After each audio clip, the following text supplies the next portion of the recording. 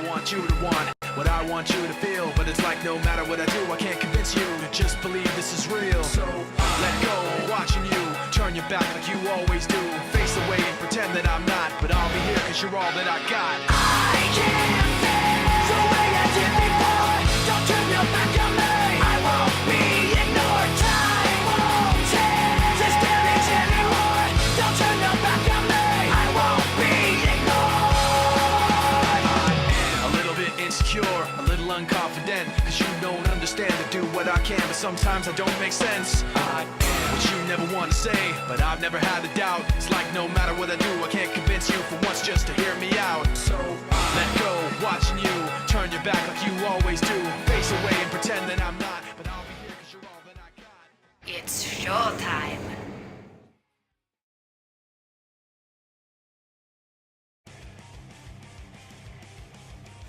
Okay guys, welcome back. You are watching the STPL. I'm Kix, your host, organizer and caster for today, and joining me is Rapid. And we are about to move into our fourth and final game of our second set of this evening, and it's going to be a good one. It is, absolutely. Any chance to watch the players that are playing this game is always a treat, so I'm glad that we do play all 4 games, even if it is a 3-0. Yep, and I believe you may have Skabb mixed up with somebody, but Skabb's still a pretty strong player in the STPL for ReV. Going to be important to see it. Now, one thing I just want to point out, just because it's such a sad comment, and I feel really bad to read this out, but Casper said in the chat, it didn't look as bad as it felt. And man, that feels horrible. Yeah, I mean, you can't beat yourself up about that one. It's like, oh, well, your cannon rush didn't work. It's like, well, at that point, you're going to have to come back and, okay, it didn't happen, but yeah, it's still cool to see the attempt. You get the You Tried trophy. Yeah, that was certainly a You Tried game, and it's certainly an interesting, if you think about it, if there wasn't any lings as early as there were, if he went for 12 hatch, he would have been able to lock his lock Whistler in his main, so I guess I can see what he was going for. It just unfortunately didn't work out for him, and that's going to be the lead on to the final game here, and it's going to be up to one of the players here to make a little bit of, or get a little bit of pride back for his team here in this fourth game. So just as I bring up the other screen, we're going to have a look at who these players are, and let's see who's going to round us out for the evening.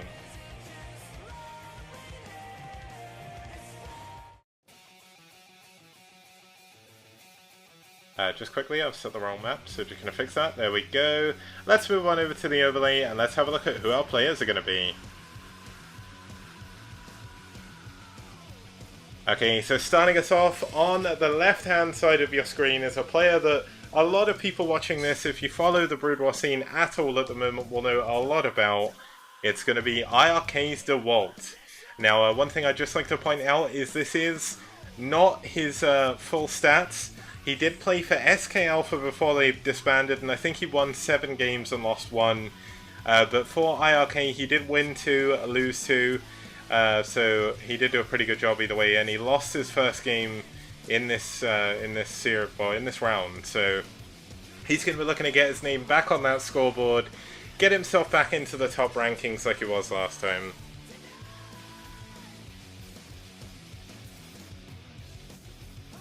And his opponent, going to be for ReV.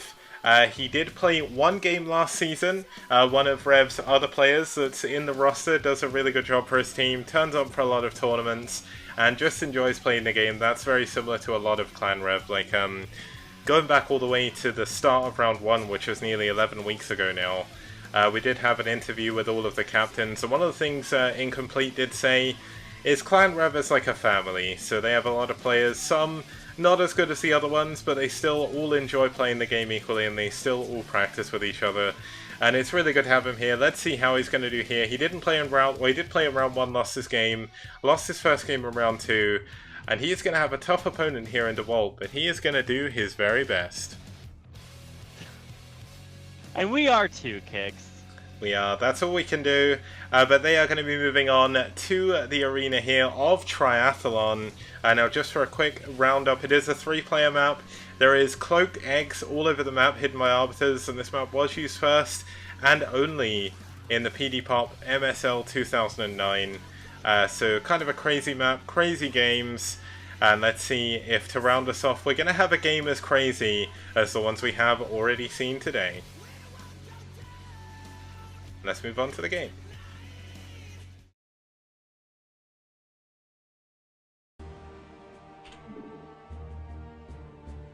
And starting us off over here in the left-hand side of your screen in the 8 o'clock position, we do have the currently very laggy iRk's Dewalt. Well, I just set my... Yeah, okay, we both set our high latency simultaneously. It's what happens when you try to send StarCraft signals through the... Through the internet. The internet tubes, yeah, the underwater cables all the way to... well, all the way to America and then to Korea, I believe, because I don't think the internet lines run through China. Because of the whole intranet thing, so... The space ones do. That is a good point. There aren't any satellites. space ones. Well, there is satellite internet, technically, but they don't broadcast enough. That. Yeah. Maybe we should. Blizzard, this is your fault. Where are your satellites, guys? You have so much money. Yeah, Blizzard, come on, man. Like, I'm just saying, like, Killing the satellites... esports. Well, first of all, latency on satellite internet is atrocious, so probably don't want to see that. But anyway, it is. I'm glad that the lag should smooth out as it has in all of our other games. So yeah. No worries there. But. And just to quickly introduce our other player as well, we did nearly forget him. It's going to be in the red for ReV in the bottom right-hand side, 5 o'clock position. We do have Skabb. Yep, and just because this is a 3-player map, if you do scout first, you also know the location of your opponent. Or if you do scout, you also know the location of your opponent, even if you don't scout them. That was definitely like a 5 or 6 a.m. comment there. Yeah, okay, Kick. All right, it's 5:16 a.m. here. Cut me some slack. Yeah, you know what, I do appreciate you jumping on and casting with me. It looks like we're going to have a 1 base play coming up from Dewalt, though. He is building his gateway in his main, so that's going to be kind of interesting. Indeed it is. It's going to be the, hey, I would really prefer not to, die to something like my outer pylon going down or something crazy like that. It's just going to be playing it safe. Also not extremely aggressive, nothing like, proxy 2 gates, about as far away from that as you can get. So it's also not Nexus first, something nice and right in the middle. But on the other side, he is going to be going up against what I believe was that a 9 pool? Yeah. Yeah, 9 pool, and not only that, he's going to look to build his hatchery at the front of his base, so he's not going to try and hold his main and go for that back base. Taking his natural, and the probe did see the Overlord scouting path, so he knows exactly where his opponent is now, and he's going to go and confirm exactly what he needs to see. Yep, the little drone scout that could is going to be moving all the way across and stealing maybe some of these minerals. No, he's not going to go for that. That's the BM move. Yep, the real BM move here would be to gas steal the Protoss, because not only is it entirely pointless, it would also be, like, kind of cool. Zealots kill buildings so unbelievably fast, and Zealots have, like, a million health, so... This one poor drone not going to do too much. It's going to see that there is a gateway first, though. Is he going to go and check the in-base natural? It would be a good choice, because he will see that there is going to be a Nexus coming up there very shortly. Yeah, that would be really, really valuable information. Anytime you can scout your opponent's base timings, it just tells you so much about what you can and can't get away with. On the other side, the probe, or not probe, the probe is in the main, but the Zealot is now coming out across the map to join it. And there actually aren't too many Lings out. There's 2 in the main, and that's it. Yeah, and only 2 Lings are going to cause him a lot of trouble. His hatchery at the natural, very, very late compared to normal since he did go for that 9 pool. And this one Zealot could cause him a lot of hassle. Yeah, absolutely. It's going to run straight in the main. There's a macro hatch at the front, so part of the wall off, but not going to be doing anything to stop the Zealot. And man, One of the hardest things when I first started playing Brood War is that my the friend that got me introduced to Brood War played Protoss. He would just do nothing but building zealots, and I was like, wow, this is really hard. Let me practice against the AI. But if you ever played against the Protoss AI, they also only build zealots, so I died a lot to that. So anytime I see one zealot, I get a little bit triggered from PTSD, but this is already a pretty good start from having sent that zealot across the map. He forced a bunch of lings, and you're already getting drone kills. Well, the zealot didn't actually get the drone kill, man. That was that sniper probe. Was it the probe? Yeah, oh my god. those lings, man, they did a very, very good job. They only lost a single drone throughout that entire situation. Of course, he did force a lot of lings, but those lings are going to be able to do their own little counter-attack here. There is, of course, the zealots on top of the ramp, but this is going to force Dewalt to leave 2 zealots there for a while. Yeah, I mean, anytime you lose your zealot, you're kind of not expecting it to come home. There's no Saving Private Zealot movie that the Protoss players like to watch. Yeah, I mean, it's kind of funny when you say when you first started playing the game, all that happened was you died to zealots. Because that was pretty much exactly what happened to me as well, but I was playing Terran, so... You know what? I think everyone can agree zealots are overpowered. At least when you're first new, anyway. They just, don't... early game specifically in PvZ, because you can get behind the mineral lines, and it's like, well, you know, what do you really do there? How am I gonna do this? Yeah, they've just got 1,000,000 health and just, do a lot of damage as well, but as you do get later in the game, the races do have those units that can deal with them, and even then it can be quite difficult, but it's certainly not a problem for these players. Skabb doing really good so far, Dewalt also doing really well. Now, Dewalt did go for this back base. It does have a lower amount of gas with only 2,000 rather than the 5,000 that you do get at the natural. So that is going to hinder his High Templar production for a while, so he needs to be careful. Yep, the natural expansion also has one patch that has only 749 minerals, so you know, also depleted in that regard too, not just the gas. Yeah, so this is one of the... It's not the first map to have an in-base base, I guess you could call it. Return of the King, which came out a year before that, had this as well, and there was also some other maps that really tried it, but this is one of the first maps that really gained notoriety really for it, because it was the first to really experiment, especially with the Arbiters and the Cloaked Eggs. We never ever saw that again.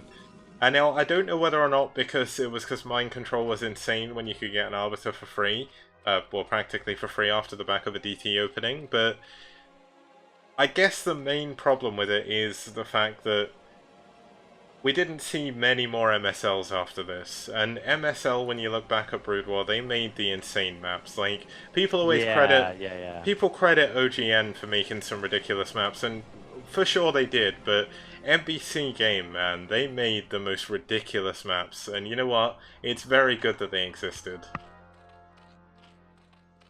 Yeah, I would say that the OSL maps were always characterized by just being really, really polished. They always had like some mechanic, but it wasn't like one of the weird ones. It's like, oh, this is a reverse ramp map. It's like, okay, well, you know, you get it, but it's definitely nothing like Cloaked Lurker Eggs or anything crazy like that. So, no, I really like that about MSL. I think a lot of people discount some MSLs because they weren't either as flashy or as big or didn't have as many you know, super star-studded moments, but they absolutely were incredible. So like the, I'm glad we can shout out one of the... The good thing is, well, we were actually watching one of the maps that caused it as well. It was the 2009 PD Pop MSL. It was a ZBZ final between Calm and... It was Calm and someone else. Jadon, I don't think, made it into the final, and it was the one that Calm won. So, kind of an insane series. I think the top 4 were all Zerg as well. It was like Dante's Peak, Odd Eye, Triathlon, and I can't... Athena. It was Quanro. Quanro and Calm then. But yeah, that was an insane MSL. I know a lot of people didn't watch it purely because of the ZBZ finals, but you can see in the natural of Dewalt the Cloaked Eggs have been revealed, so he's actually going to opt to kill the Arbiter, which I kind of don't agree with. He should probably mind control that, but that is a lot of money to go into Dark Archons. It absolutely is. I think it was Quanro. If it wasn't, somebody correct me out there. That's what you guys are the best at. But anyway, We're about to see a whole lot of Zealots run into a whole lot of Zerglings, and one of those wins and one of those loses. The spoiler alert is that it is the Zealots, especially because they have great positioning, kind of using the Zerg player's Sim City against him. So Dewalt is having a great success down here, busting through the front door. And really, when you look at it, for Skabb, he doesn't really have a lot. Yeah, he finally got his Sunkens, but they're very, very late now. Dewalt, as we saw in his main, is going for 2 Stargate Corsairs, so out of the 2 or 3 PVCs we've seen today, we're actually going to get to see a flying unit. We did just see a couple of Scourge, but you know what? Once again, Skabb did a very good job defending that, given the circumstances. There is still 2 Zealots, but those 2 Zealots aren't really going to be enough to do too much. But with these Corsair numbers building and building, what is Skabb going to do? He's lost 6 drones. Sorry, I think it's about 3 drones and a lot of Zealots. He's not microing the drones at all. This is like a DT Zealot. He just doesn't know it's there. Oh my god, that's like Zealot 9, doing so much 10 damage. drones. Oh Yeah. my goodness, he killed all the Zealots, and then it's the last one that actually winds up killing so much. So. Oh, but you know what? This could be a problem. Look at Dewalt's ramp. He has a single cannon and a single Zealot, and I hate to tell Dewalt this, but Corsairs don't shoot down, man. And he is not blocking this ramp. There's still a lot of Lings remaining, and they could do a little bit of counter damage themselves. Yeah, but Dewalt actually has an insane number of probes, so probes will kill all those Lings just by themselves. So I don't actually think this is too scary. He's got 3 Zealots at the ramp now too, so there's no realistic way to break this unless the Lings just run by, but they'll die eventually. He gets one into the main, so he didn't scout everything. Yeah, he could have sent it down. He does not get one into the main. He still doesn't know about the 2 Stargate Corsairs. Now, Skabb is taking his 3rd base. He's got nice SimCity up here in the top right, but interestingly, still not adding on the Sunkens. I always feel like he's playing very greedily when going for this Zerg style, but it's a very difficult situation to come back after losing so many drones, and this is going to be a very, very uphill battle against one of the best, if not the best, current foreign Protoss player. So let's see if Skabb can do it. Oh wait, does he actually have any anti-air? No, he doesn't actually have an anti-air. He doesn't even have spores. So this is, I mean, he has a couple of Scourge. He has 2 Scourge against like 18 Corsairs, so that's only 6. But okay, now it's only. Wait, he didn't actually lose a Corsair there to 2 Scourge. Oh, they actually, one died right before it hit. Okay, so I only saw one explosion there. But yeah, this will be many dead Overlords and maybe even a dead Skabb. He's at 47 out of 36 and soon to be a whole lot less. Yeah, now usually Skabbs are there to protect the body, but unfortunately it looks like they can't protect ReV from the 4-0 loss here, but Skabb is going to hold on. He's going to do his best. You can build spores while you have supply caps, so he will be able to add those on. He's got a lot of minerals, and he finally does have some Hydras. Now the important thing for him is the Corsairs can't once again shoot down, but here we go with Zealots coming in as well. I think this is going to be too late for Skabb. He's adding on another Sunken, not a Spore, and Dewalt is looking to close out the game here and then. I mean, that's why this works, right? Because you're pressuring them to build Sunkens and ground units to defend against tons of Zealots, and then your Corsairs run in and kill everything. These are +1 Zealots. They're just so insanely strong. And eventually these Corsairs are going to find all the Overlords. Even though they have Overlord speed, like, you're just not going to, outrun the Corsairs. So I don't know how much longer this is going to go on, but, eventually these Zealots will evaporate. The problem is that they're still getting drone kills, and there's more being rallied across the map. So, like, yeah, maybe if Skabb can hold on here, this is kind of a late 3rd, but, I mean, what are you going to do, right?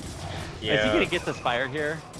Well, Skabb actually had 3 Hydras pop out. They were rallied to the bottom of the spire. The Zealots killed it before any of them could fire, because they were just on, like, sat hold position, not really firing. And this is going to be a problem. Thank you for the host, by the way. It doesn't look like your viewers are going to get too much of a show, as this show is going to be ending fairly soon, I would believe. But Skabb is playing his absolute heart out right now. He's trying to hold on against the best Protoss player outside of Korea, and unfortunately it's just not working out for him. Well, not microing your hydras is always kind of a recipe for disaster against Protoss, whether it's storms or just zealots running them over. And in this case, it's the latter. Now, it doesn't look like, I don't know, Skabb's got some sick fantasy GG timing, because this game is way over. This is like, yeah, this is super, super over. But you know he's going to try to hide out at this upper base, even though he's going to lose the entirety of his main, including the lair, and maybe everything in his natural. But yeah, Dewalt is pretty much crushing everything. Skabb's been over his supply count for the last like 3 minutes. Yep, and I mean, Skabb is... I mean, Dewalt's nearly 70 supply up on his opponent. Skabb is still trying to hold on. He did manage to clear out the Zealots from his main, but he still doesn't have a Spore at his natural. These Corsairs are going to fly back in and kill all the Overlords once again. And there's only so long that Dewalt is going to wait. I think he's maybe made a little bit of a mistake sending in so few Zealots over and over again and losing them. I almost feel like if he'd just wait for a bigger army, he could just completely crush it. And it looks like that's what it's going to be. He's got his, you know, the little office birds that like tap down with water? He's got that over his Z key. He's clicking all of his Zealots. And That's you know a what? great analogy. With Zealots and Corsairs, that's all Dewalt's gonna need. I mean, Skabb still valiantly holding on, but there's only so much longer he can stand by. Yeah, Dewalt gets lots of practice building tons of +1 Zealots and tons of +1 Corsairs. And they just kinda kill everything. Wow, this is exciting. And all the Overlords die. But a lot of the Corsairs are going down as well. Well, nearly. You need one Corsair? Yeah, another couple nearly went down as well, but I mean, Skabb, I'll give it to him. He's being valiant as anything. He's building on sunken spores. He's trying to hold on. And you know what? If he can get up to Lurkers, he could maybe do something here. It is over, realistically, but it's Brood War, there's comeback mechanics. And if Dewalt does make a lot of mistakes, like losing a lot of Corsairs, losing a lot of Zealots in a row, then maybe Skabb has a chance to come back in. Does he though? Skabb's playing this refugeeser kind of style where you're like, oh wow, I kind of lost a bunch of stuff. Let's just build it somewhere else. Except that he doesn't actually have anything. He way overmade Overlords, so I mean, I guess he'll never have to worry about them all dying to Corsairs again. But now there's High Templar and like Storm's like halfway done, so I don't know, man. He actually even rebuilt his spawning pool and now is going Hive in his main, which I guess is his new main because all the buildings have died and been rebuilt. So yeah, it actually really surprised me how not dead Dewalt. Well, Dewalt didn't kill him. That's what surprises me. Yeah, as I said, I think a lot of it came down to the fact he sent too many units in one by one. And you know what? It's giving Skabb a way back into the game. It's obviously going to be very difficult. We do have only Zerglings defending the Overlords in the main. Do we even have Overlord speed yet? Yeah, we do. We do have Overlord speed, but it's not going to matter too much against this many +1 Corsairs. Nice split though. It's going to take it up, save one of his Overlords almost, and he does. Really nice save. Oh, never mind. Yeah, but I mean, this is all a consolation prize. Like, these are 1/1 Zealots now, so they're extra not gonna die. And he's got, what is that, 1, 2, 3, like 4 High Templar. They're gonna have like 2 storms apiece when they walk up. Like, I know Storm doesn't deal damage to buildings, but like, it's gonna kill everything else. Yeah, I think the only way Skabb can hold on is he needs Lurkers, he needs a lot more Sunkens. Like, he's got a lot of drones. Like, look how saturated his natural is. Look how, well, his main isn't as saturated, but his natural is pretty saturated. He's been building a lot of drones at his third base as well. And it looks like Dewalt is going to try and move in now with a big army. He's up nearly 80 supply, or he's actually up over 80 supply on his opponent. And is this going to be enough to finish the game? Yes, Kicks. Yes, it will be enough to finish the game.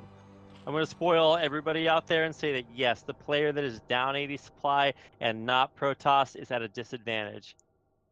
Yeah, they are, and you know what? Here we go. He doesn't have lurkers ready. He doesn't have anything currently. These Hydras are in a perfect position for storms.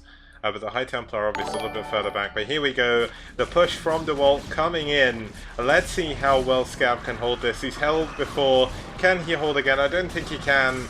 But there we go. Dragoons, Zealots going down at the moment. All the Hydras have gone down as well, though. And a great storm on the Overlords could be all that it takes. Yeah. Okay, that's gonna do it. Notice how everything died? There it is. And GG! There it is indeed, and you know what? I'm gonna give it to Skabb. Like, obviously DeWalt won the game, but he tried. Yeah. He was up against. Well, I'm just gonna throw this out there. This is my personal opinion, obviously, and I guess there is a little bit of not so much bias, but I'm just gonna say that DeWalt is definitely, without a doubt, one of the best foreign players at the moment. He could even be the best. So, you know what? It's really, really hard to say anything bad about Skabb there. He did a hell of a lot better than I know I would. Like, I would have been dead to the first Zealot. Like, let's be honest. Like, Skabb did an incredibly good job to manage to pull that, well, not pull it back, but at least stay alive for as long as humanly possible. Maybe DeWalt was playing with his food. Not too sure, but you know what? Skabb did a good job, but it's just not enough. The Skabb has been picked off. And oh god, ReV, kicks, that's so gross. I know, but ReV is bleeding all over the place right now. They lose 4-0 for today, but you know what? They'll be back again. They'll be back with a huge amount of spirit again as well, and they'll be waiting for their week. Well, they've already played their week 3 game, but we'll see it next week. And well, this week. Consistently good play. They did very well last season. I think they're going to do very well this season. And it's cool to see them pick up a pretty flawless win here. I guess that's about it. That's the end of our second series. If you missed our first series, it was super cool. So go back and watch that. But I guess that's it, Kix. Do I finally get to go to bed at 6 a.m.? You do. You can actually go now if you want. I'll close out the stream. It's fine. Thank you for casting with me once again. I know you always join me so late in the evening. And it does mean a lot. It saves my voice, and I really do enjoy casting with you. So hopefully all the people watching enjoyed it as well. You can feel free to go off to bed. Any closing words? No, just thanks for having me, and thanks for putting on STPL. I know it's been super crazy for both me and you, but I'm really glad that STPL is back, and hopefully we'll have many more broadcasts in the days to come. It will do, and just to allow Rapid to go, I'll explain that a little bit. This is round 2 of 4. Round 1 lasted 7 weeks, 3 weeks of the playoffs, and we'll probably see that again this time. So there is at least another 7 weeks, I would say, of round 2, and then there'll be another 11 weeks of round 3 and round 4. So a lot of STPL coming your way. Let's quickly throw it over to the overlay and have a look at the results today, and then we can have a look at what games are coming up next. So once again, thanks to Rapid. Hopefully he's gone to bed now. And yeah, he has. He's left the Discord call. So thank you once again to him. If you want to follow him on Twitter, he is at RapidCasting. He posts a lot of esports stuff, not only about Brood War, StarCraft 2, Heart of the Swarm, not Heart of the Swarm, Heroes of the Storm, League, PUBG. He does everything. He is like literally the most busy caster I know. But you know what? Let's throw it onto the results screen. Let's have a look at how that series played out. In case you missed it, of course all the VODs will go up on the stream or on my YouTube a little bit later. But here we go. Let's move on over and close this off. So, as you can see, a 4-0 victory for iRk. That's going to put them in a good position to head towards the playoffs as they move into week 3. Going back to some of their previous form they had in round 1, they did really well. Came second overall in round 1. And we did see Jerry take out Caitlyn and ZBT on Return of the King. He's dead, Jim. Thank you very much for the donation. Does mean a lot. But Oyaji with the win in a PvP over Narsil. Whistler with a ZVP win against Caspus, and Dewalt versus Skabb did end with a Dewalt win on Triathlon in that PvZ. And that is not it. There is still a little bit more because I am going to explain what matchups we're going to see next and when we're going to see them. Let's have a look at the screen here. As you can see, we're going to have on Wednesday, which is tomorrow, we're going to have Naz versus White Clan. That's going to be for Group A. That's going to be a 2100 CEST, possibly 19 or 20:30. Depending on how quickly I get home from work. I'm not sure if Rapid's going to be joining me. I know he's probably going to be very tired, but he may join me again on Friday either way. And from Group B tomorrow, we're going to see Ash versus ReV. So we're going to see ReV in their third attempt in round 2 to get their name on that scoreboard. And as I said, they come in with a lot of heart every single game, so it's going to be really fun to see them. And then on Friday, we have arguably, not the biggest, not the best, but arguably the most famous of all the teams in the STPL. White's probably very famous in Korea because there's a lot of good players on there, but it's going to be Micromedia, or Media for short. The clan that is run by Artosis has Naokan, Tasteless, In Control, G7, I can't remember what his name is, but a load of other people as well, so they're going to be facing up against their other newcomers to round 2. It's going to be Bull Team. They're a very good team themselves. South American, I think they're all Bolivian, if I remember rightly, but don't quote me on that. I'm sure someone will fix that for me in chat. Probably I'll get a message from one of the clan leaders of Bull, Skoka or Dio, just telling me I was wrong. But then following that up on Friday, we're going to have Seoul versus iRk. We have the second place finalists from round 1 playoffs against the team that they knocked out to get into the playoffs. It's going to be Seoul Gaming versus iRk. That is going to be a very important match for both teams. Seoul do not want a repeat of the past. They want to make it to the playoffs this time. They have a roster that is very well strong enough to get there, but iRk just pipped them to the post last time. Can they do it again? I'm certainly looking forward to that one. And then, as a little bit of an extra stream, I don't usually stream on Sunday, but there's no Have At You this week, so I'm going to put the final series of Week 3 so I can round that out. It's going to be DM versus Red, Disturbed Mind versus... You know what, I can't actually begin to even imagine how to pronounce that. That's going to be on Sunday, 2100 CEST. And that is going to lead us in to the next week, which will be week 4, and that will be casted next week. So hopefully you all enjoyed the cast. Thank you once again to Rapid. Thank you to all the players for playing their games, and thank you to anyone who did tune in. If you don't want to support the STPL, the best way you can do it, there's 2 ways. Follow the channel, watch again if you want to. Tell your friends about it as well, maybe post about it on Reddit. I do post the threads there sometimes.